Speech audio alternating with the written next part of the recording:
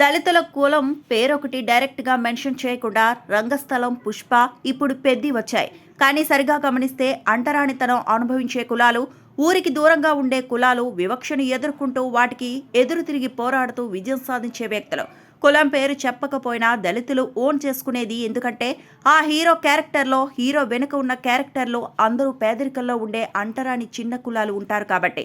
ఒకప్పుడు చిరంజీవి పోషించిన ప్రతి పాత్ర ఇలానే ఉండేది.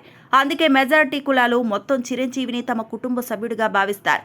తర్వాత అల్లు అర్జున్ పుష్పతో, రామ్ చరణ్ రంగస్థలం పెద్దితో మరింత డీప్గా వెళ్ళాడు. రామ్ చరణ్ బాగా చేశాడు. మొదట క్రికెట్లో సత్తా చూపిస్తుంటే ఊళ్ళో రెండు పెద్ద కులాలు రెండు వర్గాలుగా విడిపోయి తరతరాల పగతో ఉంటారు. ఒక వర్గం వాళ్ళు పెద్దిని కూలీ ఇచ్చి కొనుక్కొని ఆడిస్తారు. ఒక సందర్భంలో కూలీ ఇచ్చిన వ్యక్తితో గొడవ పడాల్సి వస్తుంది.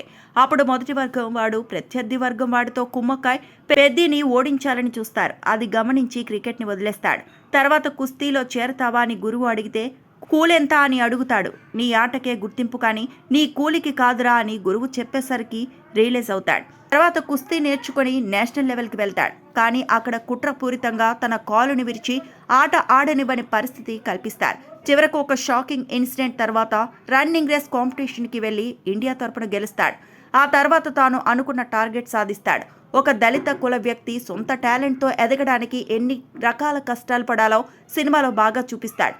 కానీ కులం అనేది ఎక్కడా రాకుండా ఇన్సల్ట్ రూపంలో కూలినా కొడక అనే మాటల రూపంలో చూపిస్తాడు. ఏదేమైనా ఉత్తమ జాతీయ నటుడిగా జగపతి బాబుకి, శివరాజ్ కుమార్కి నేషనల్ అవార్డ్స్ ఇవ్వాలి.